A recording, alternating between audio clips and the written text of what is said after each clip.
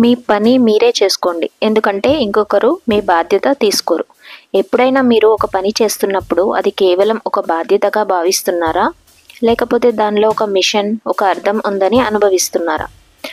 Welcome to dream life diaries. ఈరోజు మనం పని అంటే ఏమిటి అనే గొప్ప అంశంపై మాట్లాడబోతున్నాం. పనిలో నిబద్ధత ఎందుకు అవసరం, అసలు పని అంటే నిజంగా ఏంటి, ఇది మన జీవితాన్ని ఎలా ప్రభావితం చేస్తుంది, ఈ ప్రశ్నలకు సమాధానాలు తెలుసుకుందాం. పని అంటే నిజంగా ఏమిటి? మన జీవితంలో ప్రతి ఒక్కరికి ఓ పని ఉంటుంది. తల్లిదండ్రులుగా, ఉద్యోగిగా, వ్యాపారిగా, విద్యార్థిగా లేదా సామాజిక బాధ్యతలు నిర్వహించేవారిగా. పని అంటే కేవలం డబ్బు సంపాదించడమే కాదు, అది మన జీవితానికి అర్థం ఇచ్చే మార్గం.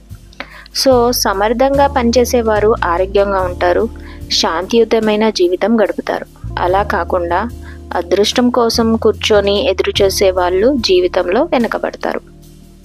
సో మీ పని మీరు చేసుకోండి. మనం మన పని శ్రద్ధగా చేస్తే ఇతరులు మన పనిని గుర్తిస్తారు. కానీ పక్కవారి పనిలో ఎక్కువగా మునిగిపోతే చివరకు అప్రతిష్టే ఎదురవుతుంది. ప్రసిద్ధ హాస్య రచయిత మార్క్ ట్వైన్ అన్నట్టు, మీ పని మీరు చేసుకోండి, మరొకరి పనిపై కన్నేయకండి. మీ పనిని నిర్లక్ష్యం చేస్తే చివరకు మీకు నిద్ర పట్టదు. మన సమాజంలో కూడా ఇప్పుడు మార్పు వస్తుంది. పని చేయని వారిని ప్రశ్నించే రోజులు వచ్చాయి. అవినీతి చేయడం, లంచాలు తీసుకోవడం వంటి వాటిని ప్రభుత్వం కఠిన చర్యలు తీసుకుంటుంది.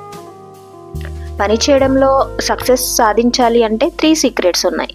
పని నేర్చుకుంటూనే ఉండాలి. ఫస్ట్ పాయింట్, మనం చేసే ప్రతి పని నుంచి కొత్తదనం, అప్డేట్ అనేది తెలుసుకుంటూ ఉండాలి.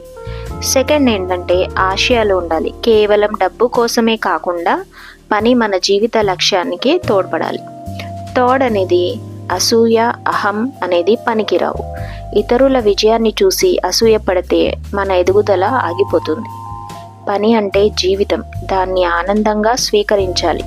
మీరు ఏ పని చేస్తున్నా దాన్ని ఇష్టంతో చేయండి, ఒత్తిడిగా భావించకండి. ఈ కథ మీకు ఎలా అనిపించింది? మీరు ఏ పని చేస్తున్నా దానిని ప్రేమించండి.